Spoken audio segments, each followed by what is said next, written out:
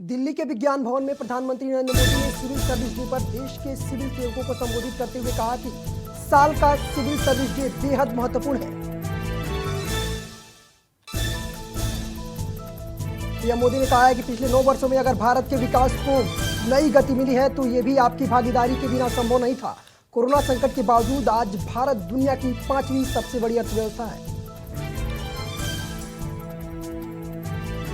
PM Modi ने कहा कि इस साल का सिविल सर्विस डे बहुत ज्यादा महत्वपूर्ण है। ये ऐसा समय है जब देश ने अपनी आजादी के 75 वर्ष पूर्ण किए हैं। अब देश ने अगले 25 वर्षों के विराट विशाल लक्ष्यों को प्राप्त करने के लिए तेजी से कदम बढ़ा रहा है। बीजेपी के राष्ट्रीय अध्यक्ष जेपी नड्डा ने कर्नाटक की बीदर में कांग्रेस पर निशाना साधा। उन्होंने कहा है कि जब कांग्रेस और जेडीएस सरकार में आती है तो भारत की योजना कर्नाटक की जनता को मिलने से रोक दिया जाता है। इस दौरान नड्डा ने कहा है कि कांग्रेस ने आजादी से लेकर के आज तक समाज को बांटने का काम किया। बांटते बांटते वो खुद भी इतने बंट गए कि उनके पास कुछ नहीं रहा।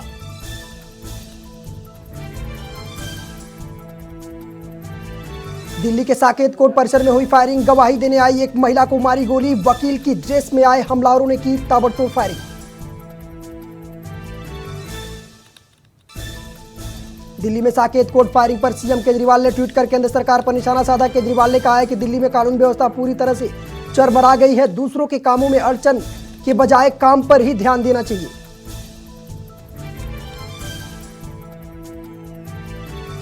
शिवसेना उद्धव गुट के नेता संजय राउत ने कहा है कि हमारी बैठकें होती रहती हैं। उन्होंने कहा कि कल शरद पवार साहब से मुलाकात की और हमारे बीच बहुत से विषय पर चर्चा हुई। टीएमसी नेता अभिषेक बनर्जी ने समलैंगिक विवाह का समर्थन किया है। एक बयान में टीएमसी नेता ने कहा है कि हर किसी को अपना जीवन साथी चुनने का अधिकार है। इसके साथ ही उन्होंने मामले में देरी के लिए केंद्र सरकार की आलोचना भी की।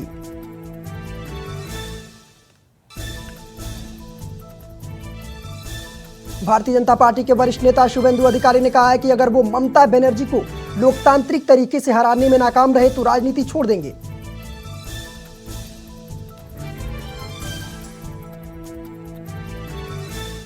केरल के मुख्यमंत्री पिनराई विजयन ने पीएम मोदी को पत्र लिखकर के सूडान में फंसे भारतीय नागरिकों की सुरक्षा और सुरक्षित वापसी सुनिश्चित करने का अनुरोध किया।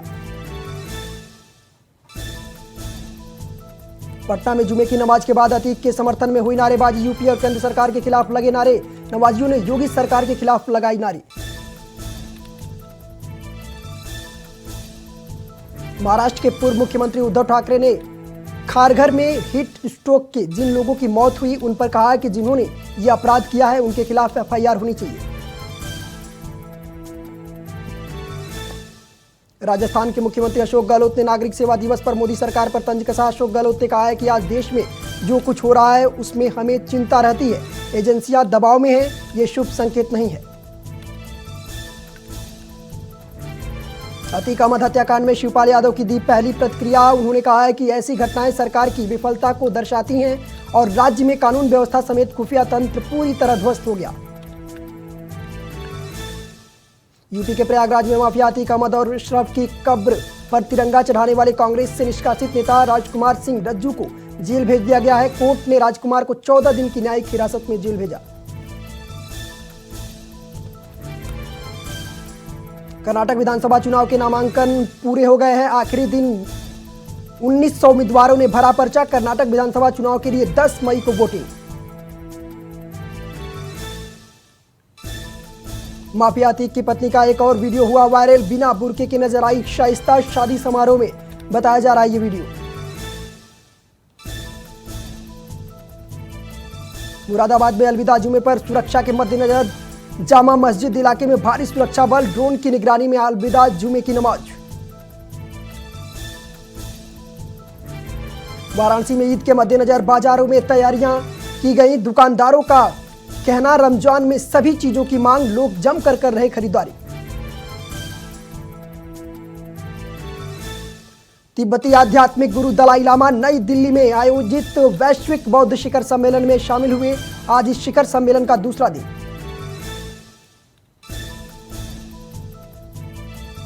तमिलनाडु में रमजान के अंतिम शुक्रवार को कोयम्बटूर में लोगों ने ईद का नमाज अदा की।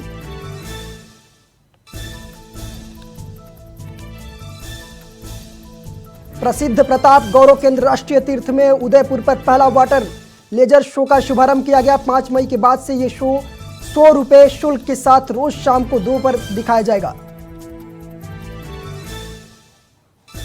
सहारनपुर में बीजेपी के शहर विधायक राजीव गुंबर ने अतीक अहमद और उसके भाई अशरफ हत्याकांड में विवादित बयान दिया। उन्होंने इस हत्याकांड का श्रेय अपनी सरकार को दिया। यूपी के चंदौली में खड़े ट्रक में कार ने मारी जोरदार टक्कर। मौके पर 3 लोगों की हुई दर्दनाक मौत। पुलिस ने शव को पोस्टमार्टम के लिए भेजा। असम और अरुणाचल प्रदेश की सरकारों ने केंद्रीय गृह मंत्री अमित शाह की उपस्थिति में दिल्ली में एक समझौता ज्ञापन पर हस्ताक्षर किए। दोनों पूर्वोत्तर राज्यों के बीच बॉर्डर को लेकर के लंबे समय से विवाद चल रहा था। जम्मू कश्मीर की पूंछ में सेना की गाड़ी पर आतंकी हमले को लेकर के एनआईए की टीम जम्मू पहुंच करके जांच कर रही है। सेना की गाड़ी में आग लगने के मामले को लेकर के कांग्रेस नेता राहुल गांधी ने शोक व्यक्त किया। उन्होंने ट्वीट कर लिखा कि हमारे 5 जवानों की शहादत का अत्यंत दुखद है। उन वीरों को मैं अपनी विनम्र श्रद्धांजलि देता हूं। सेना पर हुए हमले पर प्रियंका गांधी ने ट्वीट कर कहा कि सेना पर हुआ आतंकी हमला बेहद निंदनीय है।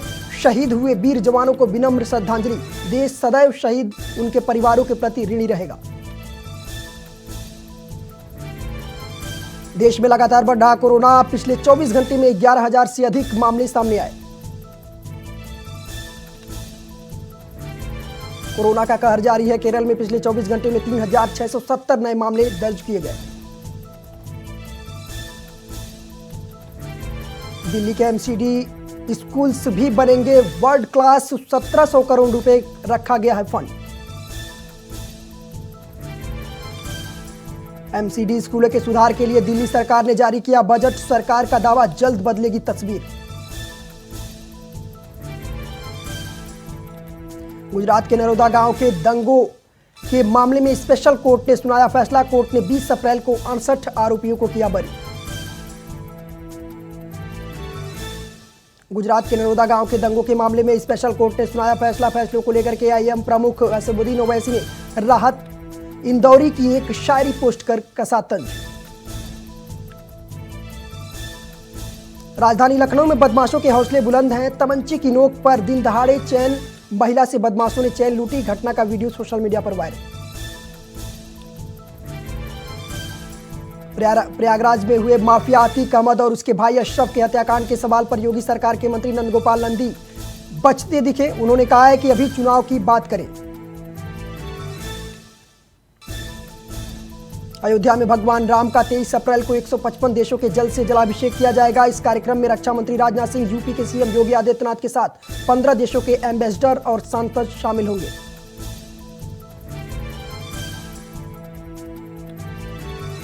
बुलंदशहर में ईद को लेकर के पुलिस प्रशासन अलर्ट मोड पर दिख रहा है। पुलिस प्रशासन के आला अधिकारी भारी फोर्स के साथ क्षेत्रों में लगातार गश्त कर रही हैं।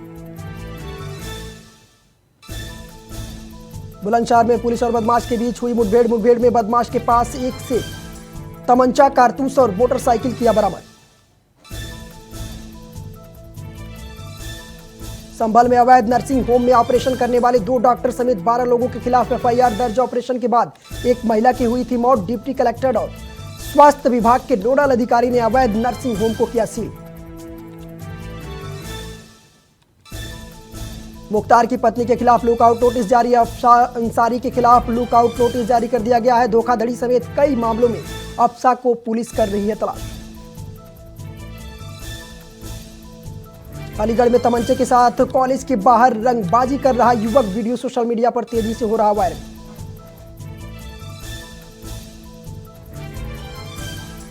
सुल्तानपुर में कोविड के मरीजों की संख्या बढ़कर के 10 हुई। जिलाधिकारी ने लोगों की कोविड गाइडलाइन के नियमों का पालन करने की अपील की है।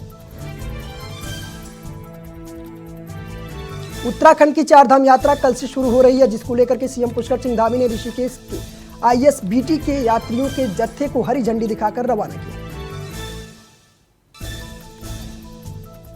देहरादून में 4 धाम यात्रा के मद्देनजर उत्तराखंड शासन ने बड़ा फैसला लिया है। सीएम धामी के निर्देश पर शासन ने श्रद्धालुओं की संख्या को असीमित कर दिया है।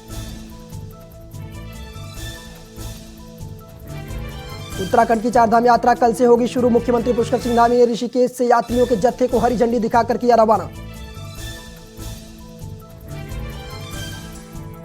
उत्तराखंड की धामी सरकार के मंत्रिमंडल के वरिष्ठ मंत्रियों ने सचिवों की एसीआर लिखने की मांग पर विपक्षी विधायकों ने सवाल खड़े किए। कांग्रेस के वरिष्ठ विधायक पूर्व नेता प्रतिपक्ष प्रीतम सिंह ने कहा है कि आज मंत्रियों को एसीआर लिखने की जरूरत क्यों पड़ रही है। उत्तराखंड बीजेपी के प्रदेश अध्यक्ष महेंद्र भट्ट ने कर्नाटक चुनाव को लेकर के एक बार फिर से बीजेपी की जीत का दावा किया है। बीजेपी प्रदेश अध्यक्ष ने कहा कि उत्तराखंड से भी पार्टी के कार्यकर्ता कर्नाटक चुनाव में गए हैं। काशीपुर में खाद्य सुरक्षा विभाग की टीम ने 2 कारों के 3.5 क्विंटल मिलावटी पनीर बरामद किया है। पुलिस के मुताबिक यूपी से मिलावटी पनीर लाकर के रामनगर रिसोर्ट में सप्लाई करने की तैयारी थी। अलीगढ़ के रेलवे स्टेशन के शौचालय में एक अधेड़ व्यक्ति की चाकू से गोद करके हत्या कर दी गई। पुलिस ने मृतक के बेटे को पूछताछ के लिए हिरासत में लिया। रुड़की के बेला ग्राम के पंजाब नेशनल बैंक में लगी आग। बैंक में लाखों का सामान जल करके हुआ खाक। दमकल विभाग की टीम ने आग पर पाया काबू। उत्तराखंड के पौड़ी जिले में बाघ का आतंक। बाघ ने 2 लोगों को बनाया अपना निवाला। जिलाधिकारी ने कार्बेट नेशनल पार्क के लगे रिस्की खाल और धुमाकोट के 24 गांव में अगले आदेश तक रात कर्फ्यू लगाया। मुख्यमंत्री बाबूलाल मरांडी ने झारखंड में 450 करोड़ के शराब घोटाले को लेकर के प्रेस कॉन्फ्रेंस कर कहा कि झारखंड के छत्तीसगढ़ की तर्ज पर ही शराब का एक बहुत बड़ा घोटाला हुआ। चारधाम यात्रा के लिए कई जत्थे हुए रवाना, लेकिन कुछ यात्रियों को आवश्यक पंजीकरण न होने के चलते उन्होंने पर्यटन विभाग के चारधाम यात्रा पंजीकरण कार्यालय के बाहर हंगामा किया। उत्तराखंड के पूर्व मुख्यमंत्री हरीश रावत की तरफ से आगामी 10 मई से एक नई यात्रा की शुरुआत उत्तराखंड में की जा रही है। कांग्रेस को उम्मीद है कि इस यात्रा से पार्टी मजबूत होगी।